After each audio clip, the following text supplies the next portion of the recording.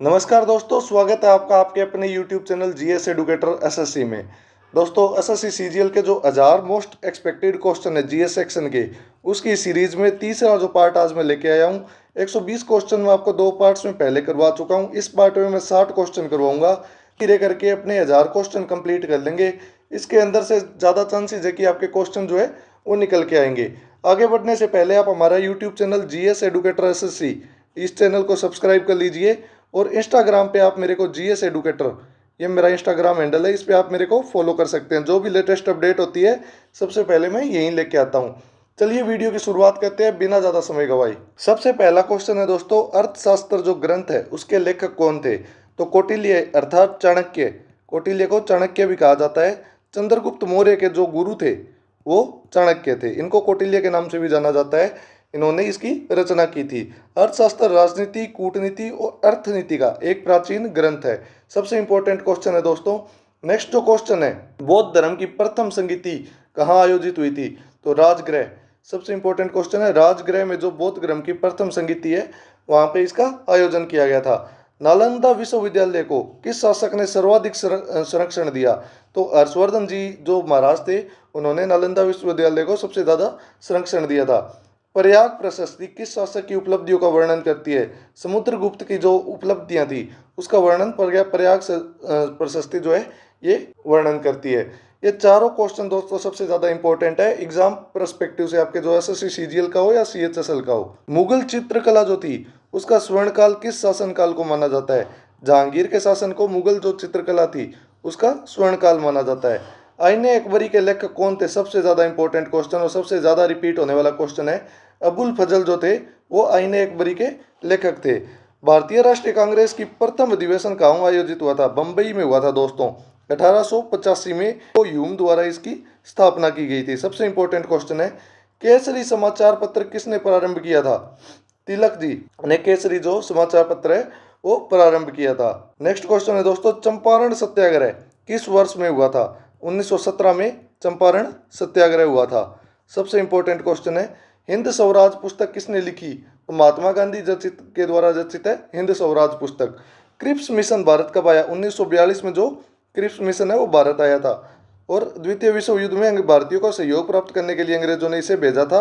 और 1942 में ये कहा गया था कि आप हमारा सहयोग कीजिए, उसके बाद हम आपको आज़ादी दे देंगे। स्वतंत्र भारत के प्रथम गवर्नर जनरल कौन थे? माउंटबेटन जो थे वो स्वतंत्र भारत के प्रथम गवर्नर जनरल थे। विश्व का सबसे बड़ा महासागर कौन सा है? ये ज्योग्राफी के क्वेश्चन आ गए हैं दोस्तों। जो प्रशांत महासागर है वो विश्व का सबसे बड़ा महासागर है। भूमध्य रेखा की अक्षांशीय स्थिति क्या है? 0 डिग्री। सबसे इंपॉर्टेंट क्वेश्चन है दोस्तों, भूमध्य रेखा की जो अक्षांशीय स्थिति है वो 0 डिग्री है।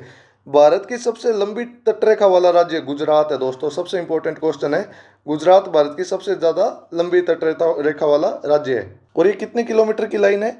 2340 किलोमीटर की जो तटरेखा है वो गुजरात की तटरेखा है। ये सबसे इंपॉर्टेंट क्वेश्चन है। जोजिला दर्रा किस केंद्र शासित प्रदेश में स्थित है? तो जोजिला दर्रा है वह लद्दाख के अंदर स्थित है। और यह दर्रा श्रीनगर को लेह से जोड़ता है। यह सामरिक दृष्टि से सबसे ज्यादा महत्वपूर्ण है। सबसे एक्सपेक्टेड क्वेश्चन है ये, इसका तो आप स्क्रीनशॉट ले लीजिए चाहिए। सूर्य के सबसे निकटतम ग्रह कौन सा है? तो बुध ग्रह जो है वो सूर्य के सबसे निकटतम है। टुंड्रा प्रदेश किस प्रकार की जलवायु से संबंधित है?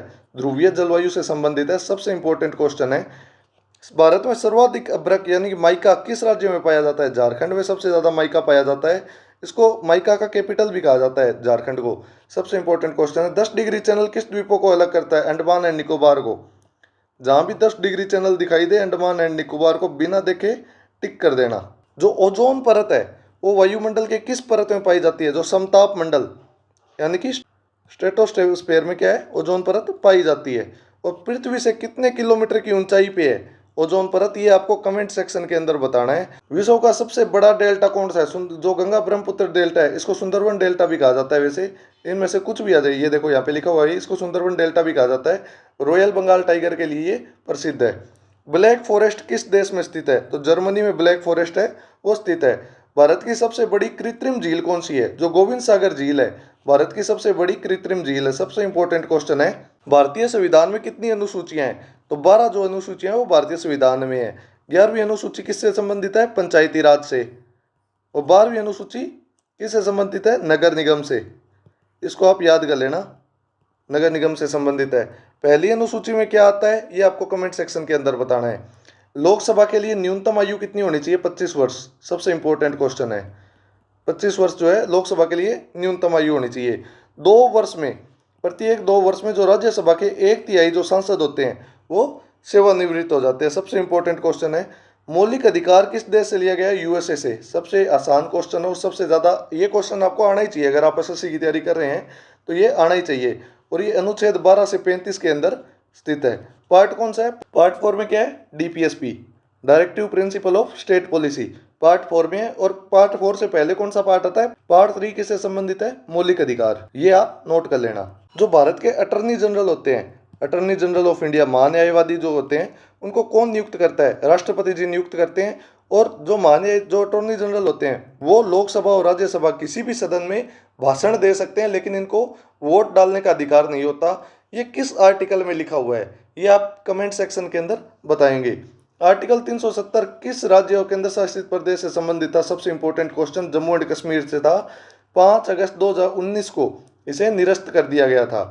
राज्य नीति के निदेशक जो पार्ट 4 है, मैंने आपको पहले ही बताया था, डीपीएससी नीति निदेशक तत्व पार्ट 4 में स्थित है। आर्टिकल 35 से आर्टिकल 51 तक नीति निदेशक तत्व जो है वो पार्ट 4 में है। भारतीय संविधान का संरक्षण किसे कहा जाता है? जो सर्वोच्च न्यायालय है इसको भारतीय संविधान का संरक्षण भी कहा जाता है। जो प्रेसिडेंट के ऊपर इम्पीचमेंट की जो महाभियोग की प्रक्रिया होती है वो किस देश से ली गई है? तो अमेरिका से ये प्रक्रिया जो है ली गई है। भारत में पहली बार राष्ट्रीय आपातकाल कब लगाया गया था? 1962 में पहली बार राष्ट्रीय आपातकाल जो है वो लगाया गया था। आर्टिकल 352 जो है वो राष्ट्रीय आपातकाल से संबंधित है। आर्टिकल 360 किससे संबंधित है?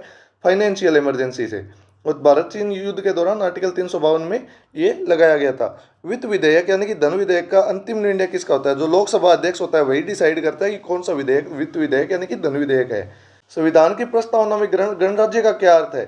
तो निर्वाचित राष्ट्राध्यक्ष गणराज्य का अर्थ है। सबसे इंपॉर्टेंट क्वेश्चन है दोस्तों, इसके ऊपर मार्क नहीं किया हुआ है लेकिन आप ये नोट कर लेना।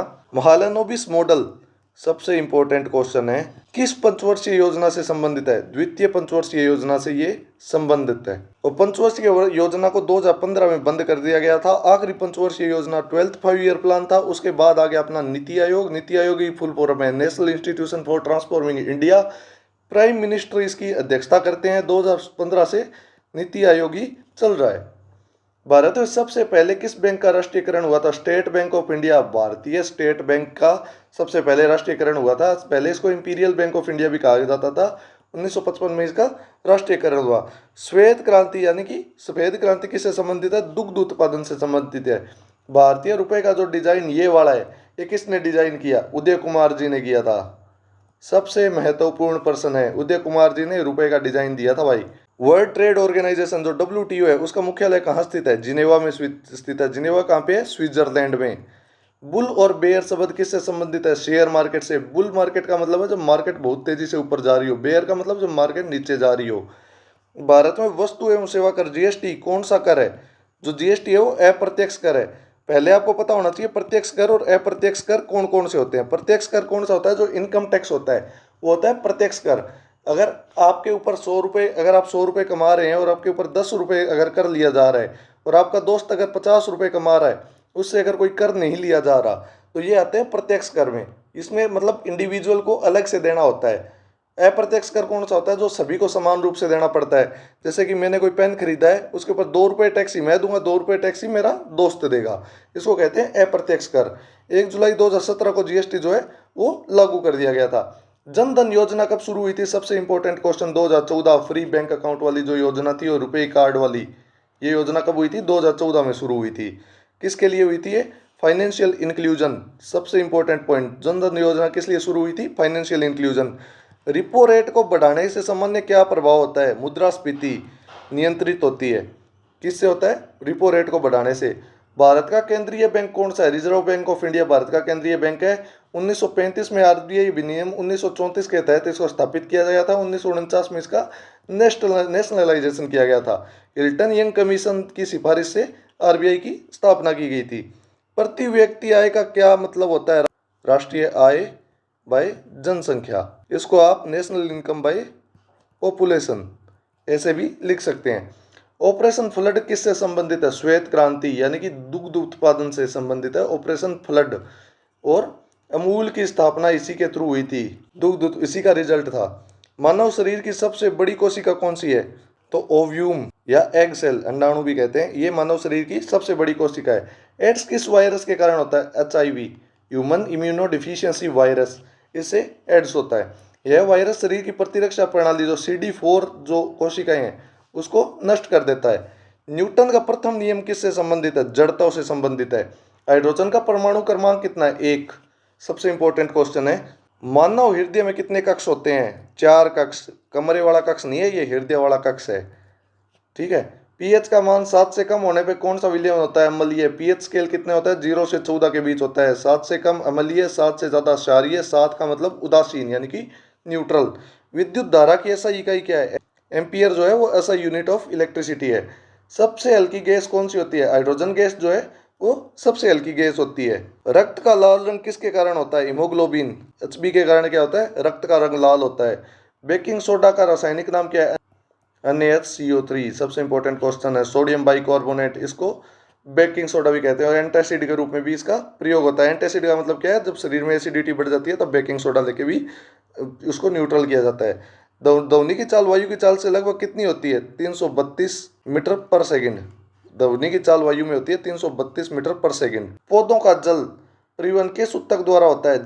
जाइलम क्या करता है? पानी को जड़ से ऊपर लेके जाता है पत्तियों तक। और फ्लोएम क्या करता है? जो पत्तियों में खाना बनता है उसको पेड़ के अलग अलग पार्ट में फ्लोएम पहुंचाता है। देखो दोस्तों, वीडियो मैंने आपको कंप्लीट करवा दिया। 180 क्वेश्चन आज अपने हो गए हैं। अगली वीडियो में आपको 60 क्वेश्चन और कराऊंगा। ऐसे कर करके अपने 1000 सबसे इंपॉर्टेंट क्वेश्चन कवर कर दूंगा। इसके लिए आप वीडियो को पहले लाइक कीजिए, शेयर कीजिए अपने दोस्तों के साथ और चैनल को सब्सक्राइब कर लीजिए ताकि आप कोई भी वीडियो मिस ना करें। इंस्टाग्राम पे आप मेरे को GS एडुकेटर पे फॉलो कर सकते हैं। वीडियो को एंड तक देखने के लिए आपका बहुत बहुत धन्यवाद। मिलते हैं।